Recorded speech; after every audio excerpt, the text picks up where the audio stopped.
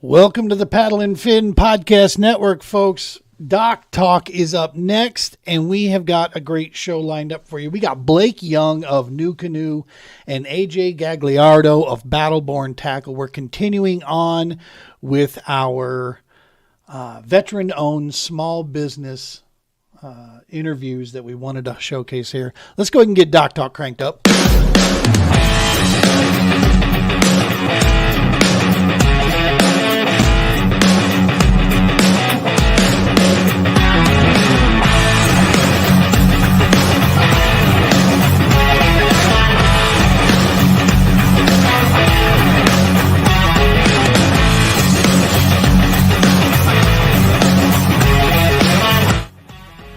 Folks, welcome to another edition of the TPO podcast, Doc Talk. This episode is pre-recorded. Just so that you are aware, this is not live. I repeat, we are not live here. This is a pre-recorded interview. We did a lot of these pre-recorded interviews simply from the basis that there was just so many people we wanted to make sure to highlight. We wanted to kind of combine some. And tonight is in that same vein, man. We're continuing on with our veteran-owned small businesses that are in the fishing industry.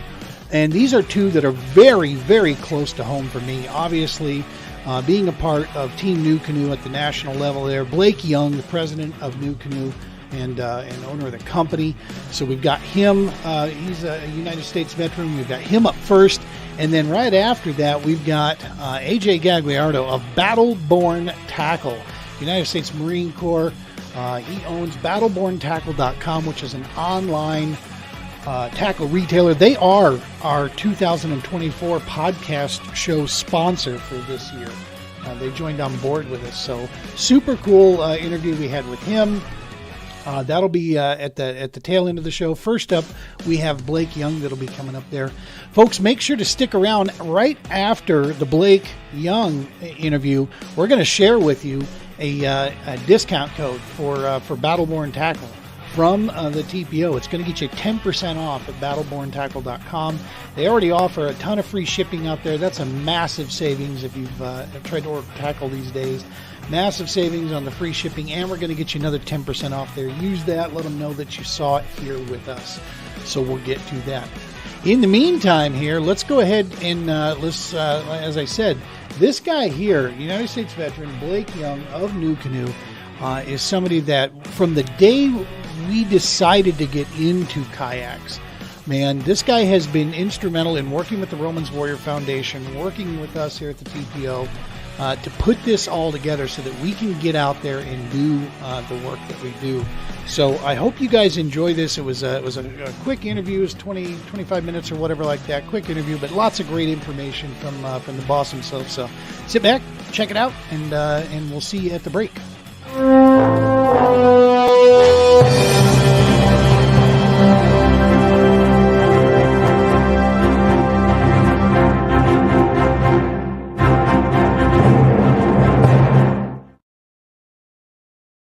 Man, I'll tell you what, I'm beside myself here because I just learned something super cool about our next guest who's coming on here. He's pressed for time today. So without further ado, we're just going to bring this guy in here. His organization, his company, we are absolutely 100% proud to be a part of these guys. We've been with them since our start in the kayak game. Let's go and bring in Mr. Blake Young of NUCANOE. Blake, how are you, boss? Gene, I'm good. I'm well. How are you? You know, man, it's the off season, they say, but it's pretty much podcast season for me. It's just interviews. Nice. I'm sorry to put you under the crunch here on the time thing. That's okay. I had a soccer practice get scheduled for tonight, so you know we're get home, get them off, and you know how things go. When we get the big names in here, we're used to working around your schedules, man. It's no problem at all. We can get her done. Man, you know, from day one, I tell this story all the time, and the short version of the story is when we were starting the True Patriot Outfitters up, and we had this idea of taking our nation's warfighters out into kayaks, we had some criteria, and it started with me finding the most stable kayaks that were out there. Then I wanted to make sure we had a good construction and a good build, and I started going down the list, and I started calling organizations. Several of our competitors, I never even so much got past the front desk. I left messages for several organizations, pitching my little elevator speech, and never heard another, didn't hear anything in return, not a no thank you, nothing. I call NUCANOE because the unlimited was on the radar right out the gates. I call NUCANOE, and the wonderful individual who answered the phone said, "You know what? You need to talk to Blake about this." So, and I'm thinking, okay, can I have his email or his voicemail? She goes, no. Let me transfer you over to him. And I'm sitting there, I'm like, but Blake, you mean Blake Young? Because I'd researched the company. I knew you owned it. And I'm like, okay, shit, we're on. Okay, it's live. I got to get ready to talk to this guy. You and I get on the phone, Blake. It was, I pitch you with my deal. Here's what I'm trying to do, man. And it was your response is what completely blew me away, because you're like, all right, I'm in. What do you need from me? And dude, I was not ready for that. I tell this all the time. I'm like, shit, I'm looking around for paper, trying to figure out. I'm like, that's a good question. I wasn't prepared for you to say, yes, let's do this. Fast forward to today, man, we got a little mini fleet of unlimiteds out there. It's one of the most amazing relationships I've had with an organization in all of fishing, from the boat world to now. And it's cool, man, what we've got in the works for folks and our customers, coming up here for the next year. And that's really what I wanted to have you on here for, man, is let's talk about, of course, the big news, the manufacturing upgrade change that we're making here. Let's get into this here and just kind of put people's mind at ease a little bit and let them, understand exactly what we're doing and why we did it. Sure. Gene, I think when I first talked to you, if I remember right, I was on the road in Milwaukee. Going yes. From our old factory to like where we were at the time were distributing from. And yes, sir. I remember your call and hearing your pitch and being like, well, what do you need, man? Let's do this. So you took me completely by surprise. I was not ready for that kind of, yes, let's get after it. And that was, and then I did have one other company calling back and I said, thanks, no thanks. We're good to go. We're set up, and it's here we are. There we go. Good stuff. Man, this is, it's a big change for us. We announced it kind of publicly last week, and it, got a lot of attention, which was cool. A lot of people excited about it, live in North Carolina or, have no positive things about big adventures. So there's also the questions are like, kind of the people trying to connect dots that don't have lines between them, making connections where they don't exist. So, but, generally it was a real positive reception. For us, it's like, it's old news because this is something that we started doing about 6 months ago, in the exploration process, and then, really began executing, over 3 months ago. So just a little background. NUCANOE has always had what I'm going to call a manufacturing partner. We've always had somebody else out there that has the equipment, the people, the expertise to rotomold a kayak and assemble it and do everything just as we want and get it out to our customers. When we first started, that was done in Bellingham. We outgrew that pretty quick. Then we partnered with a company out of in Ohio, and we're there for about 3.5 years. Then we made a move to the manufacturer in Wisconsin. And, for a number of years, we had a really strong partnership with them, and they did a nice job for us. And, our business grew and things were good. In the past couple of years, it's just been more of a struggle, or it had been more of a struggle. We say unlimit yourself. You see it right behind me. But in our partnership out there, we were limited. It was like, well, we'll try to get the most we can or do the best we can. We want to be here. We'll have to settle for here because that's where it's at. And then during the COVID years, it was crazy everywhere. Nobody had capacity. Nobody had staff. It was all you could do to keep up with what you had coming at you. So making a change during that time frame, just really wasn't on the table. Right. And as we got into, 2023, outdoor industry slowed down a little bit. That COVID boom was past, and there's more capacity elsewhere. And we're looking at, what the prior molder was given to us, looking to 2024. And, it was, okay, yeah, we definitely need to go find a new home for us. So we did our due diligence. We looked around, both inside the paddle sport industry and outside, and evaluated some different options. And in the end, felt really good about relocating the manufacturing of our kayaks to Big Adventures in Fletcher, North Carolina. And, a simple way to think about it is, they have an expertise in manufacturing kayaks, and they have capacity to manufacture more kayaks than they, essentially, in addition to their own brands that they're making. And we have, a kayak that we need to make, and we want somebody who is an expert at making kayaks to make it for us. Right. And so it just was like, boom, this is going to fit really nicely. And we don't have to explain to them the nuances of drilling self-tapping screws into a kayak hull, or how to repair something, or, hey, if it's got a defect coming out of the mold, it's got to be fixed, or it's got to be addressed. It's just stuff that they get because they've been doing this. Right. And there's other things that, we're, like I said, we were kind of limited. We had been, or a lot of the stuff's kind of internal manufacturing. It really doesn't affect the end product, but it affects the process and, how quickly you can turn them around, and just, how efficiently you can create them. That our prior partners were doing things a way that may have made sense to them, but didn't really make sense if you're focused on kayaks. Right. So working with Big Adventures, some of those internal things for, how the boats are molded and set up and run, we're really getting optimized so that we can create a higher quality product and have a lot higher consistency, both in the molding and in the assembly. Outstanding.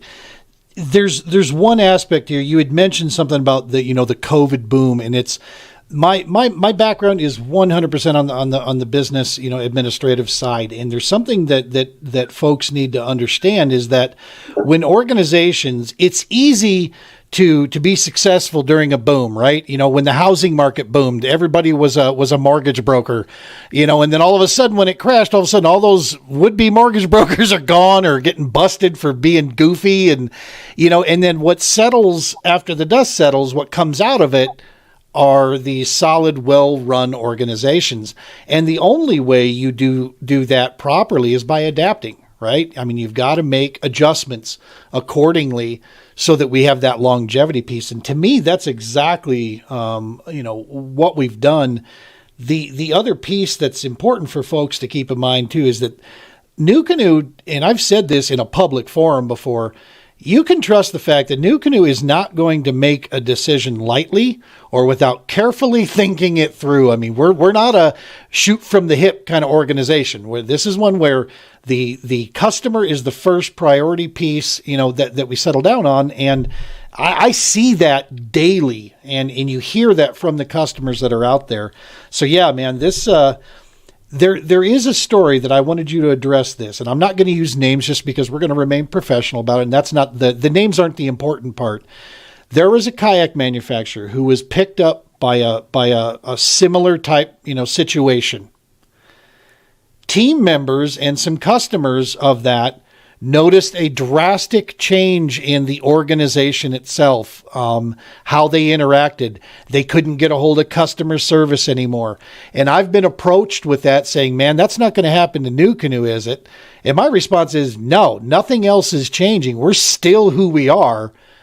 Instead of these boats coming out of Wisconsin, they're going to be coming out of North Carolina now. Can you speak to that as well? Yeah, that's definitely true. I mean, we have our staff back in Washington, Lori, who you talked to, Kyla, Brian, Forrest, Tyler.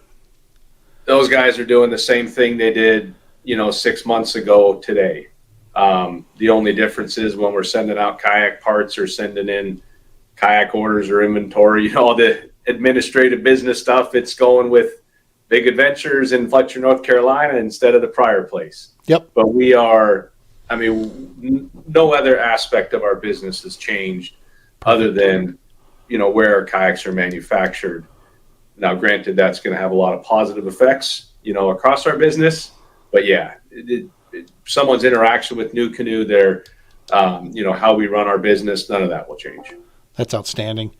And we're about to see, like you said this before, this is an organization that builds a lot of different brands out there. They know what they're doing. They've been doing this a while. We're going to see, improvement in efficiencies. Talk to me about, quality assurance measures now, to make sure that, like you said, these guys know what to do if something comes out and doesn't look right. Right. They have really good people out there. I mean, it's really cool getting to know their crew. For example, their COO, Chief Operating Officer out there, he started running on the rotomolding ovens like 12 or 14 years ago. Wow. Because he wanted to be in this industry. Right. And I hear that story time and time again from the people at Big Adventures, that they wanted to be in the kayak industry, in the paddle sports industry, in the outdoor industry. The Vicky who runs, kind of oversees all the assembly. She used to work at one of our dealers in North Carolina. Perfect. So it's the people, they just care, and it's what they do, and it's what they're doing on a daily basis. Our product's not an outlier in any way, and they really just care about it, and they're very competent and have a lot of expertise in these things. So, and then I get out there too, because we're not just saying, hey, you guys do it, and we're not gonna, you're on your own now. No, I mean, I'm communicating with them daily. I'm out there visiting, quite frequently during this whole startup ramp up phase. And we are their customer. So when we say this is how we want something, they're committed to making it that way. We're not just sending them our stuff and say, hey, make a kayak for us using our molds. Right. And I've been out there, last trip out there a few weeks ago, we're going through some of the details on assembly and figuring out better ways to assemble the hatches on the F10s or the Pursuits, or, just relocating some hardware, just fine tuning stuff so that it's a better product for the end customer. And it's, able to be created more, just efficiently and effectively internally. That's good stuff, man. And that's the thing, that I'm most excited about, is just seeing the new stuff coming down the pike and just watching the fact that we can ship, more boats. We can, obviously take an active role on cost and so forth here. It makes complete total sense.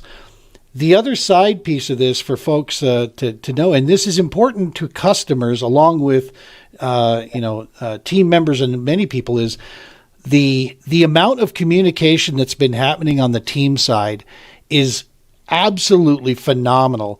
When you have an organization that purposefully realigns its team to better serve the customers, better serve our dealers, to make sure our dealers are getting full support from all of us out there. You and Brian, you guys have taken a ton of time to rework things, to get it right, trust the things that are working. And then the biggest piece to me, Blake, on this is the amount of questions that you guys have been asking us as members out there, in the field with boots on the ground. That is a super cool deal that doesn't always occur with a purpose.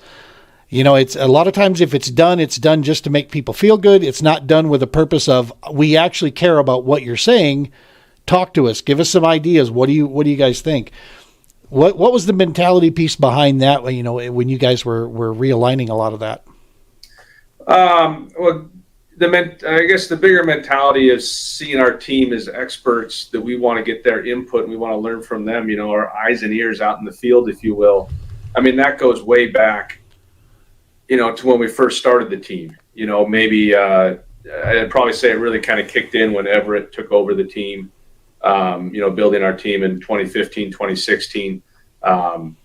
And we leveraged the team for the design of the Flint and the design of the Unlimited.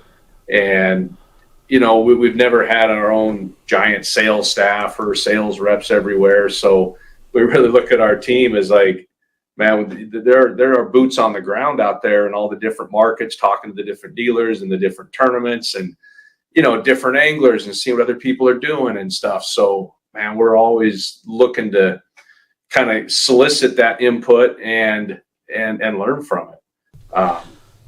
And then on the structure of the team, we kind of just look at it each year, what's working, what's not working. And I think the biggest thing that drives it is we want a cohesive team that feels like we're part of a team. We're not just on an all-star roster, and we want to have clear guidance and expectations for, what a team member is asked to do and what we're doing for a team member in return, and then go out and do it and have fun, keep it simple. Heck yeah. Yeah, man. And that's absolutely the feeling, is just getting out there, and showing people what we mean by the unlimit, yourself. Cause that truly is, where with us at the TPO, man, I wanted to share just a couple of pictures with you here. Throw this up here. This was one of our last trips that we just went out with, had an opportunity, and the Unlimited's here. This guy right here, Dave, U.S. Army vet, had never been in a kayak before. And there's a picture that I'm going to show you here. The smile on his face. He caught the token smallmouth bass. We got into a nest of trout, and I normally don't go after trout, but when they're this big, oh wow, these trout were like 19 and 20 inch long, and I'm telling you, we lost count of them up here at Horsetooth. The smile on his face, man, and the stability of this boat and this platform to take a guy out. Let me get to the picture. Okay, that's the first one.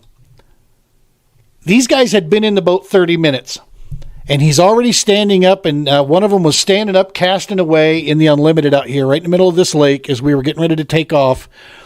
And then later, this one. Dave has no care in the world. He's just standing there. What he did, I'm gonna rat him out on this, and he'll give me a ribbon for this later. He caught his EPS motor. Okay. He got spun up in the back of his EPS motor, and I'm like, that's a good one. I've never done that one yet. I've spun it up in my XI3, but never in the EPS.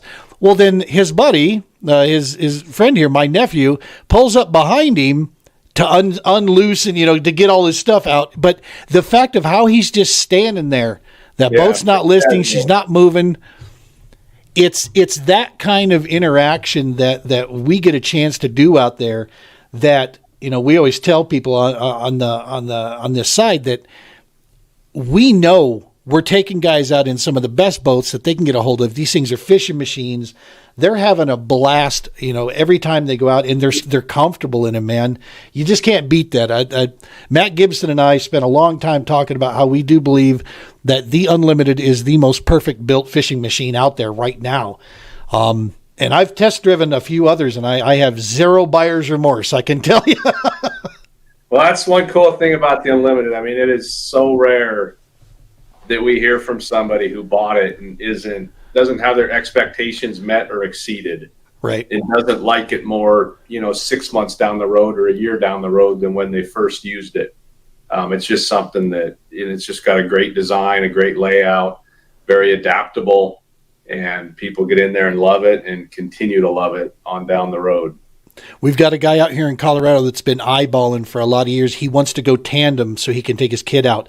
I can't wait for him to pull the trigger on this and get this in, because I plan to try to go out with him quite a bit and just see this unfold, because that'll be, like our token tandem runner out there on the Unlimited side. So it should be a pretty good deal out there. Well, talk to me real quick before we let you go here. 2024. We got anything cool up on deck here coming down the pike, or what's our goal this year, as far as NUCANOE, any message we want to send out to people? Yeah, Gene, it's going to be a great year, man. We have an all new kayak that's set to launch really quick here. So it is, you said the Unlimited was just about the perfect kayak, so we're going to challenge that. That's good. We're going to challenge that with the U10 coming in at 10 feet, 10 inches long, very similar to the Unlimited in the design, but it'll have some nice enhancements and features and things that the Unlimited doesn't have. And it's really going to blow your mind on how well it paddles, the stability and the efficiency through the water for a boat that's 10 foot, 10 inches. It's going to feel in the water like there's more there. But then, of course, when you're off or when you want to turn or if you're in tight spots, it's definitely going to notice a smaller size. So here's a question. Here's an honest question. one of the issues with short, wider boats is sometimes they lose a little stability because of that. But this really isn't that much shorter.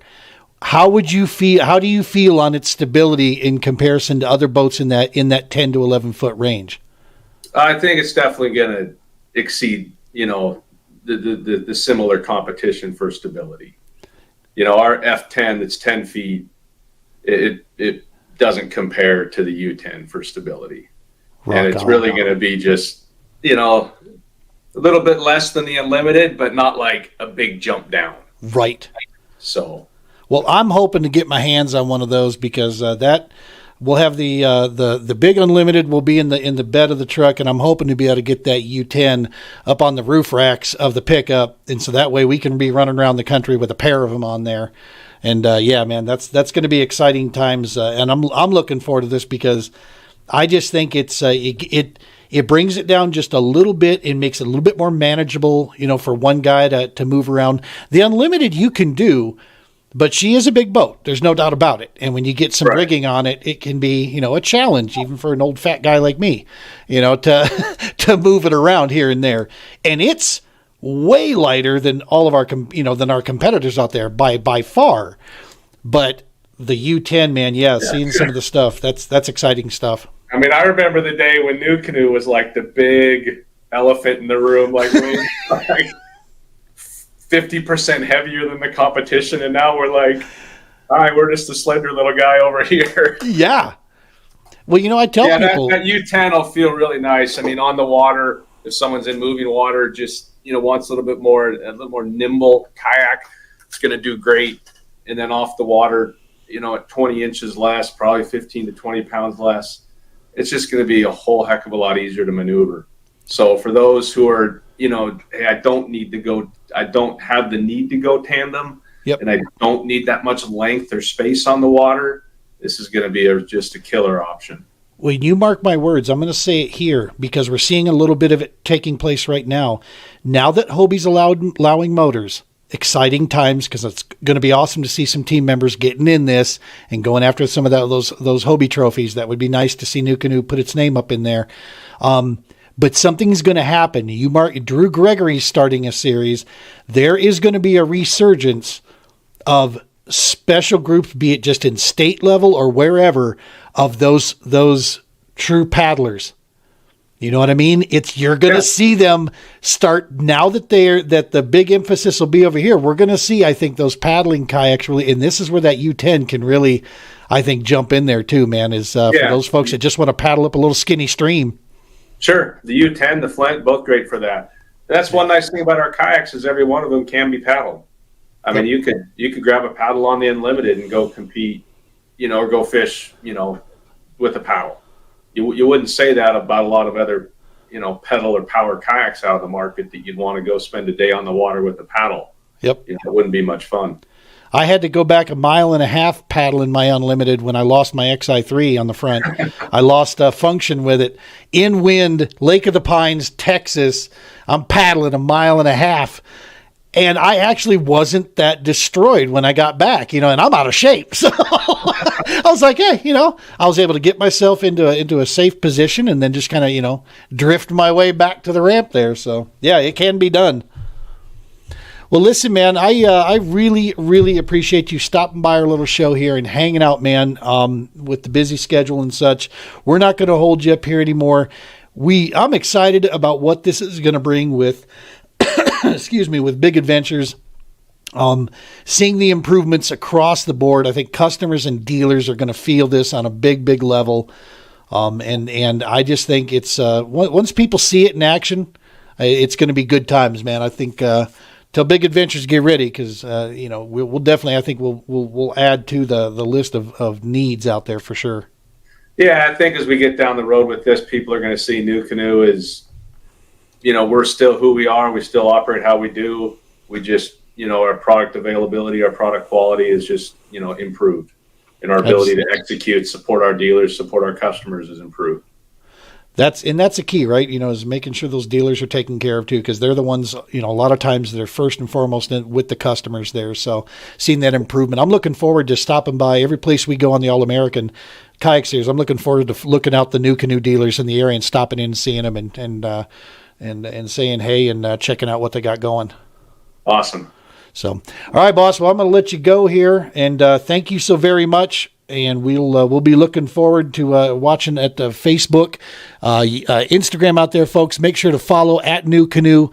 You can catch us there, and of course on YouTube, you'll see us out there for the content. Thank you, Blake. We appreciate it. Yeah, thank you, Gene. Thanks for having me. All right.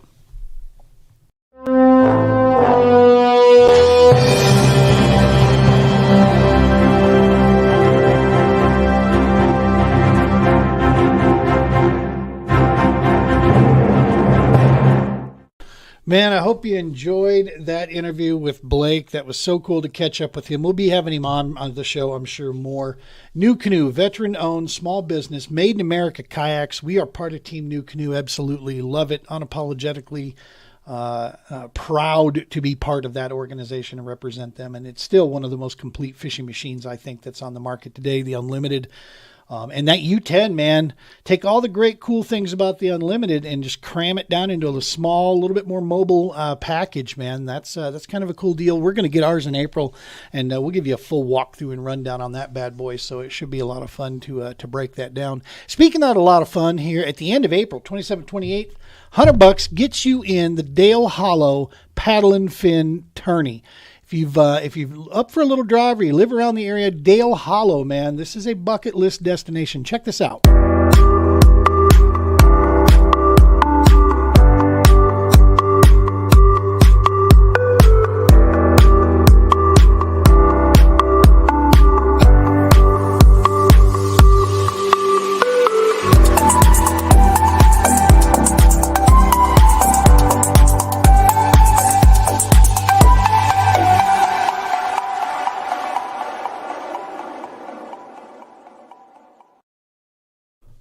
April 27th, 28th, $100, Dale Hollow Paddle and Fin Tournament. Go get signed up. We'll see you there.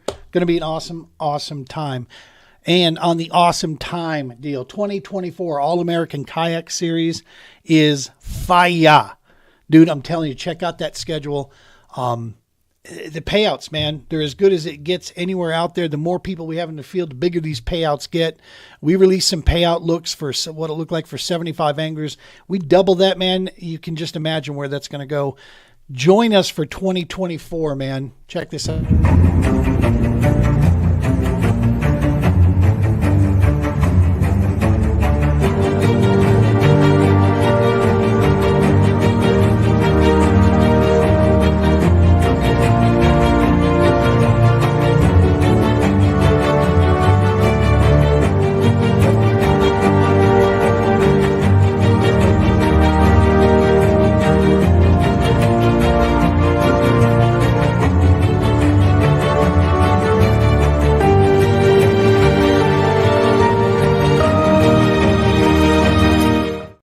Like it said, what are you waiting for? Go get signed up now. Lake of the Ozarks is first up, the beginning of April, man. Going to be a blast. A lot of cool things set up there. Local areas are working with us. The awards are going to be a ton of fun. Going to try to make sure we got food and drink each one of those. Lots of cool giveaways, big payouts, big fish. Some of the most friendliest MFers, I'm telling you right now, that you're going to run into out there. I absolutely love the anglers of the All-American Kayak Series. I love getting a chance after a long drive for me. I mean, any place I go is long from Colorado, man. It's a 10 to 16 hour run, just pretty much anywhere I go out there. But after a long drive, man, it's very cool to know that I'm going to go compete with some of the, not only some of the best anglers in the country, but some of the coolest dudes, man. And just great anglers, men and women that are in our sport out there. Absolutely love hanging out with those folks, and it's a ton of fun. Go get signed up, check it out.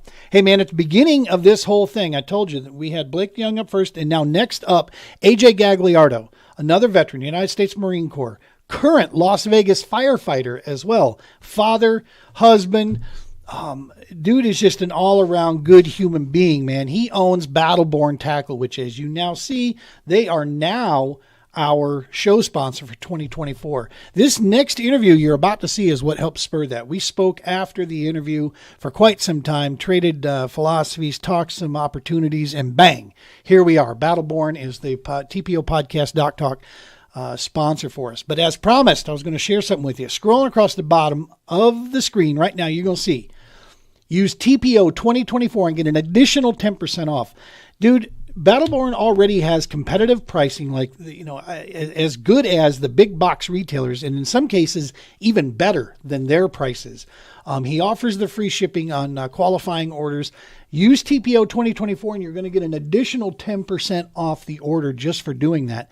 You do that, you're supporting both the TPO on our mission and you're supporting Battleborn Tackle through that.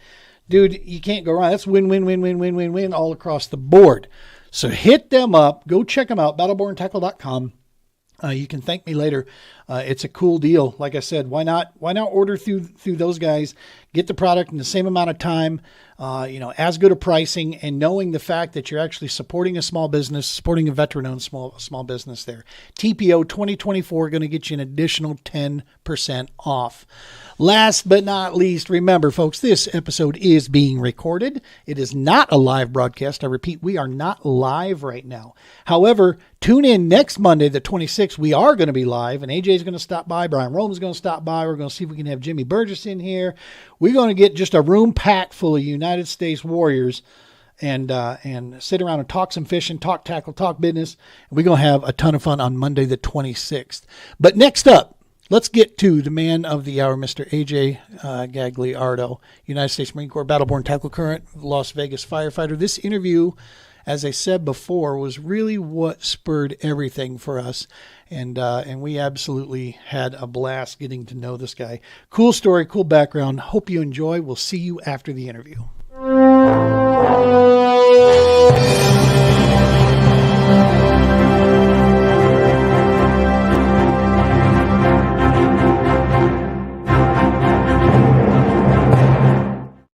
All right, tonight's episode, super cool setup here. We have the owner of Battleborn Tackle joining us here, Mr. AJ Gagliardo, United States Marine Corps. Let's bring him on in. AJ, how the heck are you, sir? Yeah, I'm doing good, Gene. Thanks for having me on. Appreciate it, man. See, what our audience doesn't know is that we tried to do this once and something like gremlins jumped in and just blew the whole thing up. So we've already made it further than we did the last time. So, all right. We're so winning. far, so good, huh? That's right. Well, thanks a ton for taking time out of your busy day, man, to join us out here. You're out there in Nevada, yep. Right? Yep, Las Vegas, Nevada. Las Vegas, Nevada. I'm not too far from you. Not too bad. Different time zone here, but we're in what we call these days Eastern California. Most people call it Colorado, but Eastern California. Okay, I see. I guess I can see where that's going. I tell people, it's like, dude, yeah, you got some casinos, some sand, and a few hookers in between us and Central California. But other than that, well, I think there's some Mormons along the way too. But, a whole lot of desert. Yep. Yeah, exactly. Well, thanks, brother. Appreciate you coming here. Let's get into this here. One of the things we love doing, man, is just of course the supporting veteran-owned organizations, and we're doing some interviews here just specific to the fishing industry. Before we get into that side of it, let's talk briefly here, if you don't mind. United States Marine Corps. When were you in? What'd you do, man? Yeah, so I joined. I think most Marines, I don't know what it is about Marines, but their stories are all pretty much the same, as they gave their parents some kind of an ultimatum where they said, you're either going to sign for me now or you're going to see that I join the Marines anyways. And so I kind of did the same to my parents. I knew right after high school I wasn't going to continue on with schooling right away. I knew I needed a break. I needed to get out and see something. I was a rather rowdy kid growing up with, motocross and, mountain biking and all that kind of stuff that came with that. And so I knew I needed to kind of venture out and see some of the world. And I had, thought about the military for a long time. My dad actually was able to go to Ground Zero during 9/11 and dig the rubble with FEMA. He was on the Nevada Task Force team out here as a communications guy. And so I had grown up with one of those white USAR helmets that he had, dug that rubble with, all, growing up in my living room. heard the stories of, him talking to other firefighters out there and the losses and the brotherhood and all that kind of stuff. And I knew military and service was something that I wanted to do.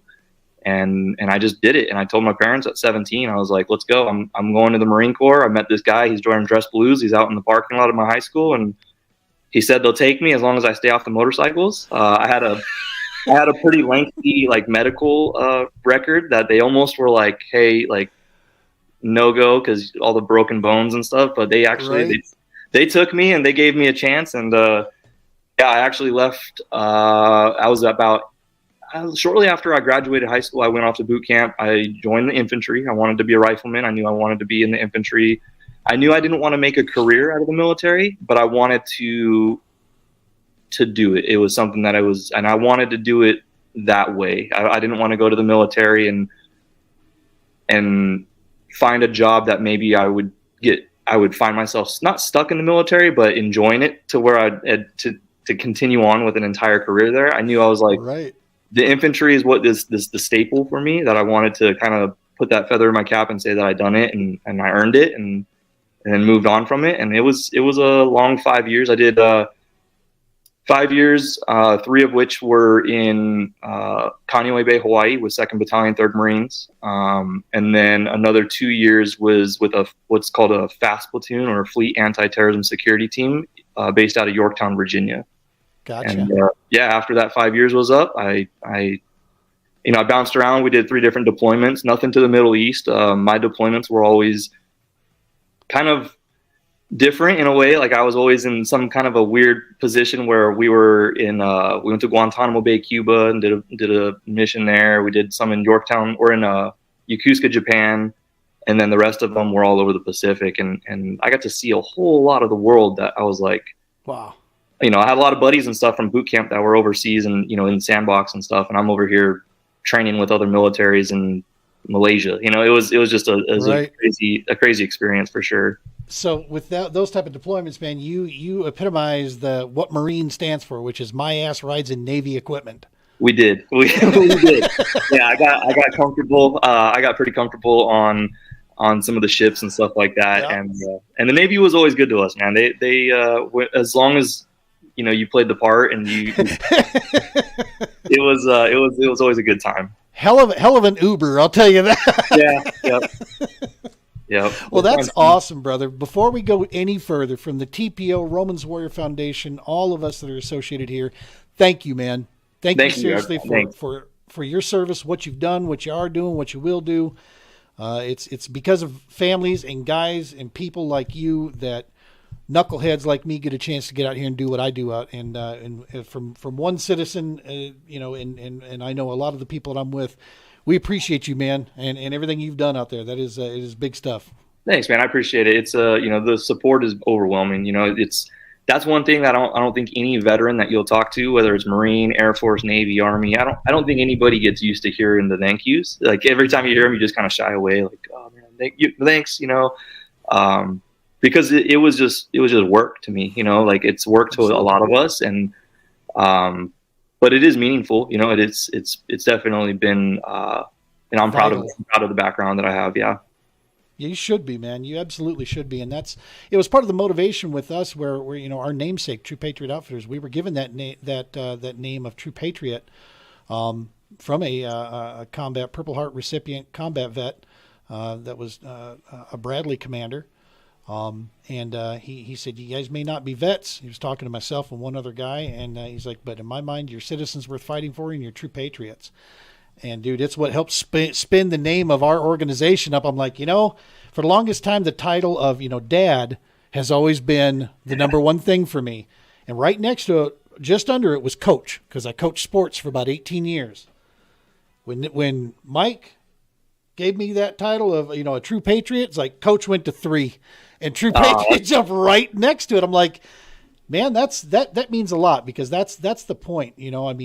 Less than 1% of this nation does what you did, brother. And that's good Lord, we need people like you and guys like you. More now than ever, I think too, like just the way that the world is these days, I look back at it, and at 17, I kind of joke around telling you I kind of gave my parents a little ultimatum or whatever, but in all seriousness, like I didn't when you're 17, you don't realize the implications of having your 17-year-old son tell you he's going to join the infantry of the Marine Corps during the global war on terror in full effect. I mean, it was 2011 when I enlisted, and we had just had a 30,000 Marine surge going through Marja, and that was some heavy times. And now I look at the world what it is today, and I'm like, holy crap, I'm a dad. I got a son now, I got a daughter, and I'm like, what if I did, I can't believe I put my parents through that. I know, right? Yeah, I'm still waiting on mine to hit that. Mine are 25 and 21, so I'm still waiting for them to go, oh, damn. Yeah, it'll hit them. It'll happen. Well, good stuff, man. Good stuff. So let's, your connection to fishing and the outdoors and so forth. Obviously, you were a mobile kid. I mean, on dirt bikes. I mean, you're tearing things up. Motocross, obviously. What brought you to the fishing world? I mean, how did that interchange with you? Throughout. I didn't grow up fishing, and it's actually funny now to see where I'm at because we messed around a little bit with like trout and stuff like that when we'd go out camping. We'd cast a line, but I didn't grow up fishing the way that I do now, where I'm trying to get on the water multiple times a week if I can. It was. Right. It wasn't until, I was probably 25, 26 years old. I had just gotten my job as a firefighter here in Southern Nevada, and I had just gotten off probation, and I decided I was going to get back into racing. And I rang my bell, and I realized, I got a kid at home, I got a new job, and like all these different things, and all the injuries beforehand, they were all fun and games because you're a kid and you throw a cast on it and 6 weeks later you're back on your motorcycle. But now it's like you're out of work or, the bills got to get paid and all that kind of stuff. So to be quite honest, I know it's kind of a cop out to anybody who's out there still riding, but I was just done getting hurt. I was done. Sure. And I had just gotten into bass fishing on a whim, just kind of messing around. I believe it or not, I'm sure he gets this all the time, but you find yourself watching one of those Greg Blanchard videos on YouTube and you're like, maybe I'll get a kayak. That'd be kind of cool. And the next thing you know, you're in a kayak and the kayak has antennas growing out of the back of it and they're all, and that was history, but, yeah. So yeah, it kind of just out of necessity to keep me outdoors and kind of give me a spot where I can unwind and reconcile my thoughts and kind of just enjoy being outside without, the wide open desert flying through you and, right. Absolutely. And take it from an old guy. That's not a cop out. What you came to the realization, it's called mortality. And when you become a parent, in my opinion, when you do it right, you realize that it isn't just about you anymore. You've got absolutely. You got people counting on you, and that becomes, people are always going around, the younger kids are always looking for that, what's that reason? Become a parent and you'll understand exactly what your purpose and reason becomes, man. All the cliches that people say about being a parent, they're all true. You can say what you want about them. They're all true, it's funny because it's until you're there, you're like, oh yeah. And then you're like, oh, okay. So I had my first child, my daughter, when I was 25. And 25, 26. And I always tell people that's actually when I became a man, in my opinion. Up to that point, I was still, I was a young man. I was still, I was 10 foot tall and bulletproof and anything I wanted to do, I was out doing it. When I held that little girl for the first time, it's like, okay, yeah. You had a daughter for your first also? Yes. Oh, that's it. That's the nail in the coffin right there. I don't know if it would have been the same had I had my son first, but yeah, you give somebody like me a freaking daughter, and that was it. Yeah, it was. I mean, dude, the drive home. I mean, I'm doing like 35 mile an hour because I had 20 miles to go, from the hospital, and I'm watching everybody just eagle eyeing them. Get back. Mm-hmm. What are you doing? Stay. You're too close. You're too close. Yep. Yeah, it was. You become real aware of things around you. So yeah, I just wanted to pass that. That's not a cop out when you're like, yeah, no, I'm good. I don't need to beat my ass apart. Look at the Shryock brothers. I mean, both those guys. That's right. I actually used to, yep. Yeah, I used to watch them race, and I used to, look up to them kind of. That was to see them going through Major League Fishing and all that kind of stuff too. Now I'm like, that's pretty cool. Fletcher just went through major back surgery too. And it's like, he hasn't been racing. He still, I think, rode, just for pleasure and such and for fun. But he just in this off season just went through some pretty serious back surgery, and he wasn't sure if he was even going to be able to get in a boat. Well, I was going to say, is he going to be able to fish still, or is he? Yeah, looks like he was in real good shape, leading into it. So I think he's healing fast, and it looks like he's up and running again. So, but yeah, man, it's kind of cool when you see that transition. So kayaks, though, I mean, I agree too, man. When you say you get out there, everything kind of quiets down when you're in a kayak. That kind of fishing. I came from the boat world and I loved fishing from a bass boat, still do. But there's nothing like fishing from my kayak. It is an intimate ground. You are down there with the fishes, man. You're in their habitat and you're learning, everything, and you're paying attention out there. So that's super cool. Who got you into the kayak side of it? I'll never know who they were or how that it was. I can tell you, one of the biggest regrets I have from my time in the service is that I wasn't kayak fishing. But I had seen it plenty because I was stationed in Kaneohe Bay in Hawaii. And so the guys would go out fishing, and they would actually fish for like hammerhead and stuff like that during the spawn out there in December. And I remember watching that off the flight line. I'd seen it a couple of times, and my mind was just blown. Like, there's no way. And I remember thinking how cool it was, but in the military, living in the barracks, and you're always on the move. So I didn't buy any equipment or anything like that. But I had always kind of taken a liking to the idea of getting in a kayak and fishing that way, specifically because it was a little bit more involved, I guess you would say. You're out there, you got to kind of paddle, you got to pedal. I didn't even know that there was motors and stuff like that at the time. I thought I was like, oh, I get an exercise, I get a little workout in, see some new stuff, and then now you'll see my setup, and it's XI3. I'm not working out at all, but yeah, there was some guys that were just out fishing. The ones I can really remember were in Yorktown, Virginia. We were a little park outside of our base, and I can remember seeing these guys go out there. And I said antennas in the back of the kayak because that's exactly what I thought they were. Being in the military and growing up around my dad with all his radios and the communication stuff. I remember comm unit running around. Yeah, I was like, why do these guys have all those things sticking up? And I realized, they're fishing, but like, why do they need 5 fishing poles now? I'm over here with 8. I was going to say 5. Yeah, exactly. So but yeah, I'll never know who those dudes were, but I can remember that was a plan to. Yeah, I can still remember to this day. Them all launching. There was probably 6 of them. They went out, and I just remember thinking like, that's got to be pretty fun, And I was right. I got into it, and now I'm directing tournaments out here. I got my own club out here doing the Heroes on the Water. What is the name of the club out there? Southern Nevada Kayak Anglers. Southern Nevada Kayak Anglers. Awesome, man. Yeah, and you you were telling me off air, you just got started doing some work with Heroes on the Water. You helped get a chapter fired up there. Yep, we got a president. Awesome stuff.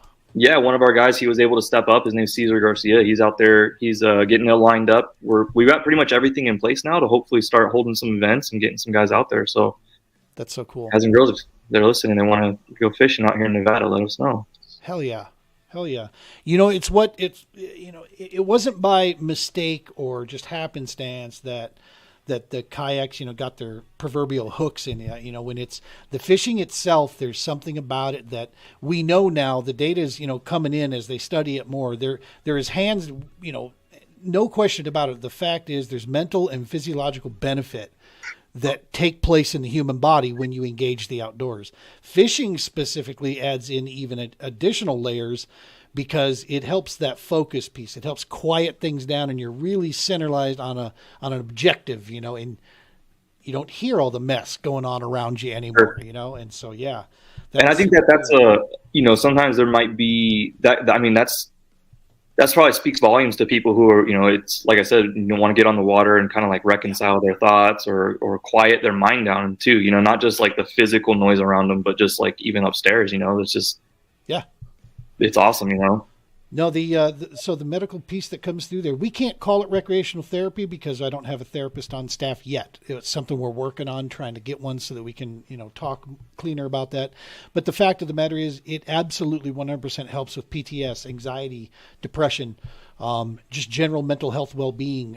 When you're trying to come from, camos to college, that whole, type deal, when you're trying to get back into civilian life, engaging the outdoors, it's, it's a great way to aid in those areas. And the biggest one I think you can talk to as well, the camaraderie, bro. The community and meeting like-minded people, man. That's one of the awesomest things. Well, especially there's something to be said about maybe even, the guy who just got out. Like, that is such a feeling of I wouldn't say a lost feeling, but you don't. I mean, you have all these friends, you have all these dudes who you eat with, you sleep with, you're doing things with 24/7, and then one day you're like, I'm going to get out. And then you get out, well, you're leaving all your friends. Those are your brothers. And then you go home and you feel almost like where do I go? What do I do? I don't have my buddies to bounce this off of. So that's one of the things out here. We have a big Air Force base. We have a lot of military presence out here with Nellis Air Force Base and Creech and stuff. And for me, that was one of the big things that I wanted to get a hold of too, was the folks that are getting out of the service who are looking for, hey, I want to become a firefighter, or hey, I want to do real estate, or I want to do whatever. Well, within Southern Nevada Kayak Anglers, within my little club, we have all these guys in there, and they're all willing to take people out to go fishing. You know what I mean? Yeah. So it's like, what better way to network and just give some of these dudes who are getting out with maybe not a lot of hope something that, hey, you can do real estate, you can do fire, you can be a cop, you can be whatever. Because sometimes I think a lot of guys get out and I think that I got to go to school. I got to go to school. I don't know what I'm going to school for. And then they get kind of stuck in a rut, Well, and in today's landscape, dude, you're also then buried by a mountain of debt that is absolutely ridiculous, Right. Right. When you're trying to mess around with college and such. So this is a great segue into just a little commercial we're going to roll here. When we come back, we're going to talk about Battle-Born Tackle. We're going to dig into it. Real quick, we're going to just take a peek here at our namesake, the True Patriot Outfitters.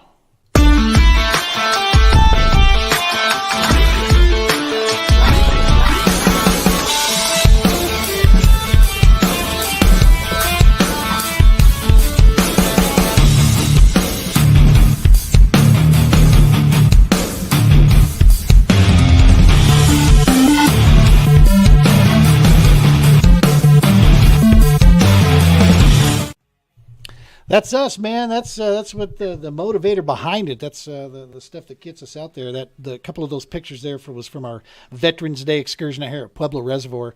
We thought we wanted to do like one last big event right for the year. That thing was such a success. We're like, this is a yearly gig from here on. Veterans Day, Pueblo Reservoir. We're going to be down there for at least 2-3 days. We go down, we camp, we fish during the day, we come back and barbecue and hang out at the picnic table at night. That looks like it's a lot of fun. That's in Pueblo, Colorado? Yeah, Pueblo Reservoir. It is probably, in the state of Colorado, it is probably the most, the healthiest, the most, in my opinion, the best run by the parks folks, and probably the most diverse, fishery that we have in the state. You can fish a lot of different ways and catch fish down there. That's pretty awesome. If you don't mind me asking, I don't mean to get off topic or anything like that, but just for somebody who doesn't know out in Colorado, what do you guys have for bass fishing as far as species? Is it largemouth, smallmouth, and do you guys have any spots, or is it river systems, or do you guys have reservoirs? Primarily reservoir. Everything's a highland reservoir up here. Very little vegetation. Actually, you can find some grass in Pueblo in a couple of those creeks. There's a little bit hiding around in there. And when we find it, we covet it like we just found the recipe to KFC. Sure. Because it's like, this is like one of 2 patches of grass in the whole damn state. Right. Well, I always wonder, because like out here we have such a unique, with Lake Mead and Lake Mojave, I don't feel like, and I'm sure there's some pros out there and some people who are way more knowledgeable that will say, I'm wrong, but like you listen to, at this temperature, the fish will start doing this. In these conditions, they'll do this. And you go out to Lake Mead or Lake Mojave, and I feel like that's just not the case. Like they have a mind of their own. And I feel like it's because of that desert environment. But I mean, I'm always curious about other places, So there's a few generalities. One of the best statements I ever heard about bass fishing out there is that there is 100% zero absolutes ever in our sport. That's absolutely. And so you have the generalities, the frame base. A lot of our stuff out here, it's some of the hardest conditions. The primary species I'd say for bass fishing that we go after is hands down smallmouth, just because our water's cold. At elevation here, it's extremely clear. In most cases, it's like gin clear. Very little vegetation. You'll get some brush, primarily structure. Okay, rocks and such is what you're going to play with. And that so sounds like us. Yep. the hands. This is why West Coast anglers travel so well, in my personal opinion, across the U.S. We are facing such pressured, difficult conditions on the daily that when we go to other places where it's not like that, where we can throw a buzz bait, we can grab a chatterbait and run it through. Sure. We can throw into the grass with a frog. Oh my God. And it's going to do those things that typically people think it's going to do, right? Because we're looking for we're like, oh, finally I can throw my jackhammer in this grass and do what it's designed to, and right. Yeah. I think that you're absolutely right. Because if you look at like guys like Cody Henley or Cayman, right? They come out of Utah and then they went back east. How do they do? Like they do awesome. It's insane to watch. Cayman's one of the best in the nation. There's no doubt about it. Young man, still making his pathway through. But anybody who's around the sport knows that kid has got a ton of experience already and solid skill set. And he's a awesome kid. He was nice. I joke about it. He's nice enough to let me put him on my pro staff this year. So he's doing me a huge favor. He's a great kid, man. I really hope that he does. I want to see him go far in this. I think that he's got some major potential. Well, living out there, the hardest thing for us out here in this side of the U.S. is just the travel. Everything is a 10 to 12 hour run for us. And that's not even to the East Coast yet, where majority of the two big shows, Bassmaster and Hobie, it's right. A lot of Southeast U.S., man. It's Georgia, Alabama, North Carolina, Florida, Texas, Right. For us, dude, that's like, we need the DeLorean from Back to the Future to get there, right. It's time travel for us to make it. You're not wrong. You're not wrong. Well, and so Roman's Warrior Foundation, based out of Alabama there, we've been talking about this, and like when we eventually get to the state where, we want to get to, we want to have a small selection of kayaks and inventory there in Alabama so that I don't have to load the 7x16 cargo trailer up with all my kayaks to head that way to do an event. Right. So that way we can just fly or drive in, grab our gear there, put the event on, and do what we do, and we're looking at the Skeet Reese route, right? That's what we want to do. With kayaks too, it's in a day and age where you can order, I can order a Red Bull energy drink from a 7-Eleven right to my front door, right? With Uber and all these different things, right? But like you have Lyft and you have, instead of even doing a Lyft now, you can just rent somebody's vehicle that they're not using. So you just go and pick up their, I wouldn't be surprised if somebody just got smart to this one day. Maybe there's an idea for somebody out there, but maybe just start a page where, hey, I'm going to put my kayak up for rent because I can't make the tournament this weekend, so some guy can, That's awesome stuff. So let's talk about it. What made you decide, you know what? I'm going to jump into this crazy fishing industry here and open an entire tackle shop here. Is it brick and mortar or just online? No, it's just online. And so I am, and me and you, we talked a little bit about this before we got on. My day-to-day job, I'm a fireman here in town. That's right. Yep. And so with that, I work my normal shifts, and then I fulfill all my orders, and I do all my online website design and all that kind of stuff on my off time, or when I'm supposed to be sleeping, or most of the time when I'm supposed to be sleeping. But yeah, how did I get involved in it, or how did I get this idea? Again, this day and age with convenience is everything. I heard about drop shipping, and I thought to myself, I wonder if anybody's drop shipping fishing supplies. And you go on and you find stuff like knockoff Daiwa tackle. You'll find knockoff stuff from Temu coming from China and overseas and stuff like that. You don't know when you're going to get it. You don't know if it's going to be quality stuff or not. And the prices are all good, but you're not sure what you're getting, right? Well, I did a little bit more research. I started sending out some emails and kind of just trying to just knocking down doors, really just asking different distributors in the United States if they would drop ship.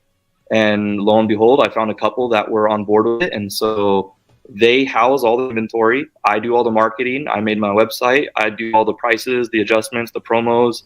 I fulfill all the orders and everything online. As soon as they hit my phone, I get a notification. That goes to the warehouse. They fulfill it, and then it goes right to the customer. So awesome. With that, I can drop my prices down a little bit more because I don't have the overhead that somebody here brick and mortar might have, right? So, people will look at it like, oh, maybe you're cutting out the middleman. Well, I'm still the middleman. I just don't have a brick and mortar anymore, right? The times are kind of changing, and those guys are going to carry that for me. I just have to make sure that I do the promotions to get it out. Yep.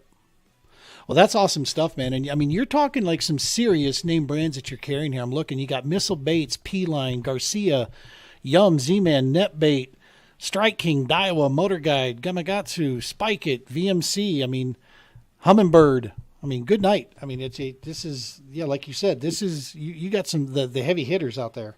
Yeah. And I, if you look close to, there's no trout stuff. There's not a lot of salt. There's a very, very little salt in there. I wanted it to be just strictly a bass fishing, something that I knew that I wanted there to be credibility, because I knew when a shop opens up, why would somebody go and shop at my shop versus Tackle Warehouse or Bass Pro or a bigger name that has a proven track history? They have a proven record, right?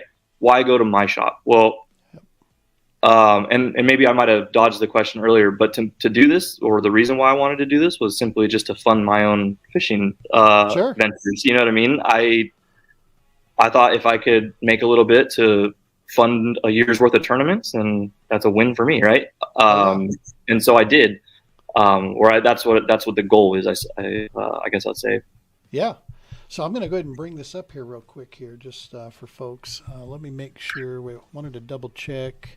So Battleborn, it looks like it is at battleborntackle.com. We'll go ahead and bring this up. I'm going to go full screen with it here so people can see. 1 second here. Bada bing. There we go. So Battleborn, got your website up here, right from the home screen itself. Got the brands. Looks like you got fishing tournaments listed up here. That was one thing that I really wanted to do with that page, was I wanted it to also be a place where I can highlight some of the stuff going on in the Southwest. Right. Just because with the kayak stuff growing so much, and me running a tournament series out here, I get a lot of questions. Well, is there a bass chapter out here, or where can I qualify for the West Coast Championship and all that kind of stuff? So I wanted to be able to highlight all that, as well as do like blogs and articles and stuff like that too. Heck yeah. Look at there. There we go. That's what I was looking for. Look at that eagle claw. I actually had the privilege to join their team last year with Eagle Claw, and so they're a legacy company, man, made in the USA, right here in Denver, Colorado. They're still poured here. They're sharpened here. Everything still happens right here and ships out. Eagle Claw. And I may or may not have a Trocar promo coming up in the next week or two. We'll see. We'll see if it's all right. But I'm a huge fan of the Trocar stuff, and hell yeah. And it's because you're smart, man. Yeah. You're smart. You're serious about your business. I like to keep tuned also. That's exactly. Once I got him, I don't want to let him go. I'm telling you, I saw a tremendous increase in my what's funny is when I got into the kayak side, the pin rate came down because I didn't realize, what we were dealing with there. Understanding that, you don't have as much room to really work them in a kayak, man, as you do a bass boat. So your gear needs to be on point. You got to have the right rod and reel. You got to have that right line, and your terminal tackle needs to absolutely be banging on all 8 cylinders, right? Right. So yeah, you said it best, man. When you hook a fish with one of the Eagle Claw Trocar, they're not coming off. As long as you do your job, you're pinning them. They're coming to the yak. They're going to go for a ride. That's right. So yeah, man, you have got a ton of stuff out here. We'll bring it back up. ton of stuff: rods and reels, fishing line, baits, terminal, tools and fishing accessories. You have quite the lineup here. Kayaking. What's under that one there? So the kayaking stuff, like I was saying, I'm kind of knocking down doors still to try to find other businesses who are on board with the drop shipping model. Yep. The kayaking stuff, I'm finding it is either going to be knockoff stuff from overseas, which I refuse to put on there, or I have to wait until we start getting a little bit more companies are going to go in that direction and allow for the drop shipping model to be, I guess, applied to their product. Are you still seeing any of the, which I'm not quite sure how much I still believe this, but it was real what was happening, but the supply chain issues out there, are you still feeling any of that? Is it still in play? So it's hard to say. Admittedly, being a new guy, like a new business, I do get what I would call like kind of the new guy treatment. You have to prove certain amount of sales in order to get more inventory assigned to you or available to you, I should say. So I don't think that there's a supply. I think that the bigger box stores are going to get that supply before I do. I don't think that it's not there, but I think it's just like the housing market. If somebody puts their house up for $200,000 or $300,000, somebody's going to come in with cash and they're going to undersell it and get 3 of those houses. You know what I mean? Yep. If that makes sense. Yeah, 100%. 100%. I just gotta keep on asking and see, there's a couple of electronic companies out there that were like, we're going to talk in 6 months, but we want to see how you do. I'm talking to a kayak company because I thought that would be an interesting model and an interesting concept. And there's one company in particular, I won't go as far as saying just yet, but they seem receptive to the idea of it. And if it works out, it might be one of the first times that people could go on a site, pick the kayak that they want, and have it delivered from that dealer or from that manufacturer straight to their house direct. Right. Which hopefully the goal with that would be to make the ordering process just simpler for everybody and to reduce the freight, right? You're cutting out going from the warehouse to another facility to somebody's house, right? Yeah. Yeah, man, I think in the right applications with the right products, I think the model is sound. I actually looked into a similar situation, I don't know, about 6-7 years ago. And I could never settle on exactly where we were going to land with the whole thing. And to be honest with you, those 6-7 years ago, drop shipping still really, people weren't really, buying into it. They were doubling down on dealers, right? That was the thing. They wanted the brick and mortar thing.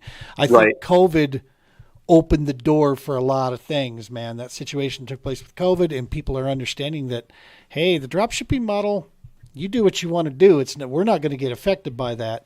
You don't have to worry about my inventory getting burned up, or stolen or any issues, insurance claims.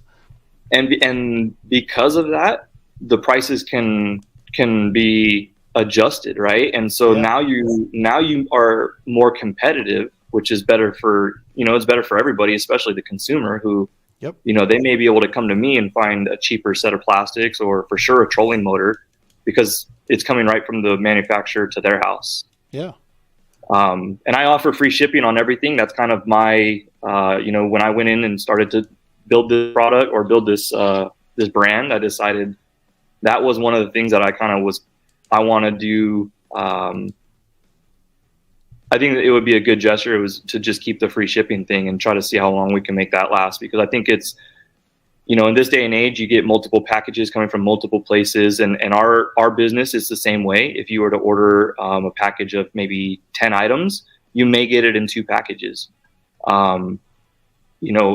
I think that shipping model, I think is, give folks the free shipping and bro, that's substantial these days. I'll tell you, because shipping is no joke. They're charging a ton for shipping these days. So that's a substantial savings if they're ordering from you and getting free shipping. That's huge. And if we'll do it as long as we, as we can make it happen, but it's definitely easier to do because I don't have to keep quote unquote lights on and payroll and stuff like that. Right. That's awesome stuff. That is super cool. Yeah, your product alignment, your product selection is huge. There is a ton of stuff out here, and I'll tell you this. Here's another selling factor as to why go here over going to the big. Hey, Tackle Warehouse, I've had nothing but great luck with them. Right, every time I order, I get the product quick. Everything's great there. However, here's the deal. Every economy around this United States of America, which right now the economy should be on your brain if you're any type of decent citizen, you should be concerned about what's going on out there. The economic engine of our communities is run by small business. Right. That is an absolute fact. That's the people paying the taxes. That's the people employing the people. That's what's running your local communities is your small business owners out there. They're the ones keeping the lights on those streets burning, right? Yep.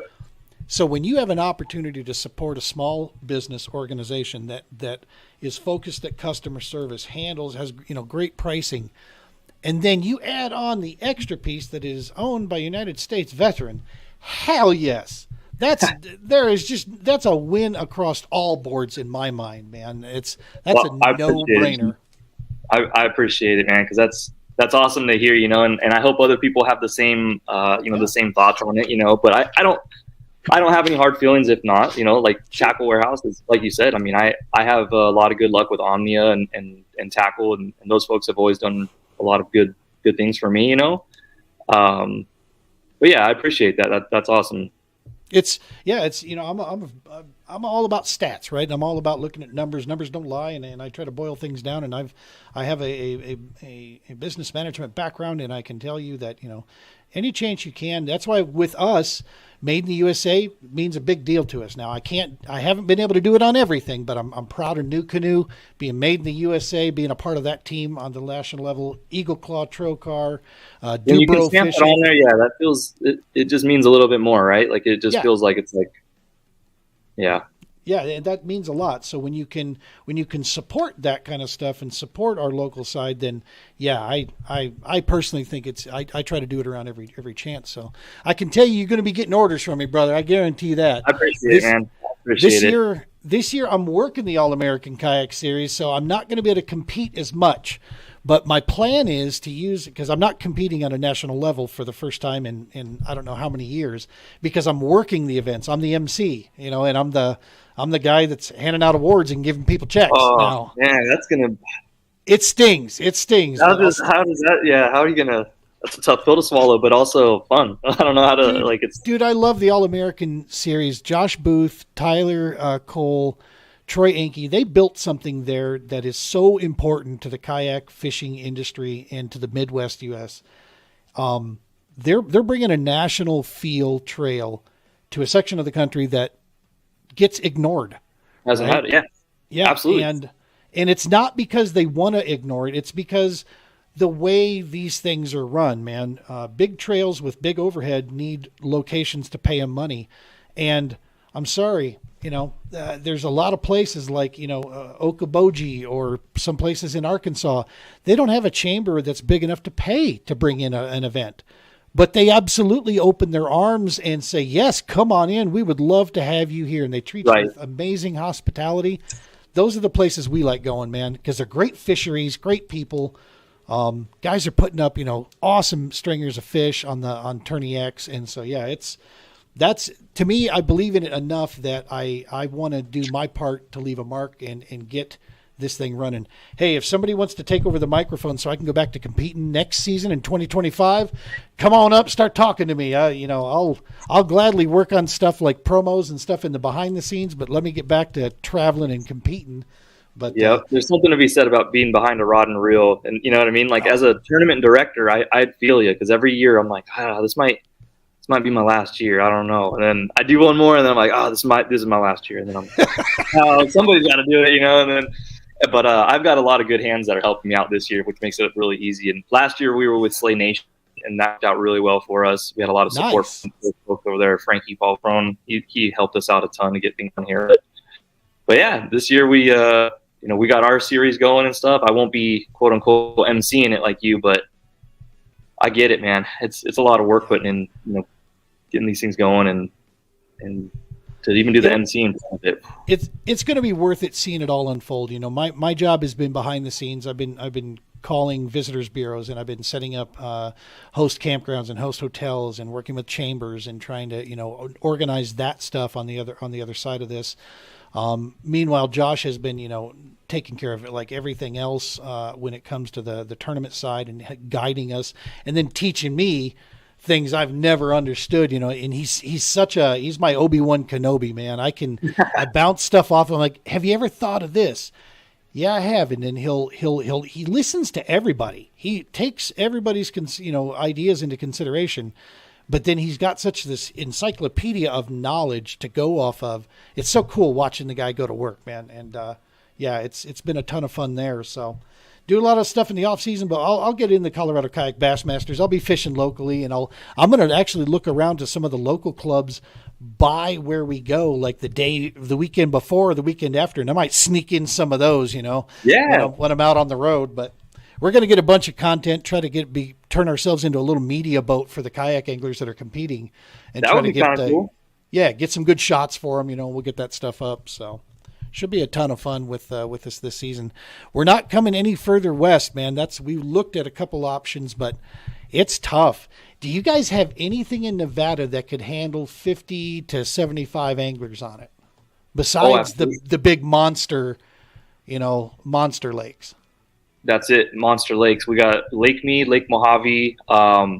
Havasu is in Arizona, but I still claim it as kind of like an area that that will fish in our tournament series because it's not too far away. Right. And then we have a couple little pockets in southern Utah, but those ones we put 75 anglers on them, I think 2 years ago, and it was overkill for as small as they were in southern Utah. But they have a club out there that they do pretty well. So nice. To me, it just felt a little crowded. But yeah, Lake Mead or Lake Mojave can definitely be done, but you got to be ready to be on some big water because they're big lakes. Yeah, for sure. We're going to a couple locations that, you know, Table Rock, Lake of the Ozarks. They can be, you know, they can act a lot bigger sometimes than I mean, they're not small. I mean, what was it that we heard? Lake of the Ozarks, or no, Lake Truman. Truman actually has more miles of shoreline than the entire state of California. That's insane. It's like, what the hell? That's a lot of banks to beat. I'll tell you that. That's insane. I would imagine Lake Mead and Lake Mojave, they're probably something crazy like that too. Yeah. If somebody were to look at it on a map, I'm sure it would be something. I think to drive around it, somebody said it would take a couple days or something like that just to make it all the way around Lake Mead. But yeah, it's a monster for sure. Yep. You're in different, like, you know, when you got 200 miles from one end to the next, that's pretty impressive stuff. Awesome stuff, man. So Battleborn Tackle out at battleborntackle.com. Yeah, I don't know why that keeps escaping my head because I'm old. And and on Facebook, Instagram at Battleborn Tackle. Give folks out there when you're watching this, make sure to give that a follow, smash it, give it a like. Check out the website and place an order. I mean, that's the simple thing. That's the best way. Talk about, you know, providing support there. I know I'm going to be getting an order in here. I was looking through the apparel. I'm a big hat dude, man. If you look behind me, we got some more stuff coming. So wait on the hats. We got a couple that are. That's one of the hardest things that I'm finding though. I'm very particular about a hat, and same. I don't like the ones that I've had available so far. So I've had a couple made, and I've pulled them off the site because I'm like, not yet. You know, I find the same thing. And for folks, this won't air the day we're recording it. So it's end of January right now. So hopefully by the time this airs, you'll have your new product up there. And yeah. I will. I'll hold off. And Richardson 112s are good. And then actually, believe it or not, the one that I found that is as close to the Richardson 112 is the Yupong. I want to say 66006 is the model number. It's this one. And it's I might have you send me those. Yeah. I'm having a hard time finding a good one that I like. So at a reasonable price, right? Right. Yep. Mm-hmm. Like blank hat, $18. I'm like, yo, there's no reselling that. Yeah. We have some other stuff coming too. I just got some rotomotive coolers. We did put up the kayak stuff that I have up there is that'll be changing here in the next, hopefully, couple months. We'll start getting some better names, and I think everybody knows who I'm talking about when I start getting some kayak related equipment. Yeah. And then what was I going to say? Oh yeah, the articles and stuff like that. Like I would love to put the podcasts and stuff like that. I have a spot right down there on the bottom just so I can kind of keep the feed going and have some new content on there, just in case people aren't looking to buy anything, but they're just looking to poke around and what's happening in kayak fishing in the Southwest, and they can see, there's a new podcast or new tournament results or something like that. That they can go with that for that also. That is awesome, man. That is good stuff. Being that source of information that you can pass it on and get it out there, and I loved hearing your take on this stuff, AJ. And again, thank you so much, man, for taking the time with us here and for hanging out. It's important, the mission that we get this stuff out here. It's important to find those ways of support. You, to me, I mean, you are a United States Marine. There's no question about it. You were trained to serve, and you continue to find ways to do that. Even today, you serve your local community, still serving. And finding ways to with heroes on the water, taking care of that stuff. It's impressive stuff. It's inspiring, and it's super cool to watch get undone there. We wish you the best, tightest lines that can happen for you with that stuff. I appreciate it, Gene. Thank you for having me on, man. Thanks for everybody who listens and stop by the site, and even if people don't buy anything, stop by and leave me a review or leave me a comment like, hey, I built the site from the ground up on my own, and I have no background knowledge. It was all YouTube University. So if somebody has any pointers where, hey, man, knucklehead, do this, change this or something, I'm super receptive to that kind of stuff. I can take the criticism pretty well. Well, I can tell you, when you have a budget, I can tell you, and it doesn't need to be a big budget, but when you have a budget that you're willing to put towards the website, I can actually give you the name of an organization that knows our industry inside and out. They're very reasonable and extremely responsive. So yeah, I'll talk to you after we wrap out of here. All right. Off air, I'll get you some information on those, but for sure. Folks, make sure to get out to battleborntackle.com. Like them on Facebook, Instagram at battleborntackle. Make sure to show that support there. Always with the Paddle and Fin Podcast Network, Romans Warrior Foundation, True Patriot Outfitters, All American Kayak Series. Give us that same love out there. That keeps this whole big family engine running, man. That's how we get it done together. Again, AJ, thank you so very much, brother. We appreciate it. Thanks again, man. Appreciate it, Gene. You bet. Tight lines, folks. Be safe. I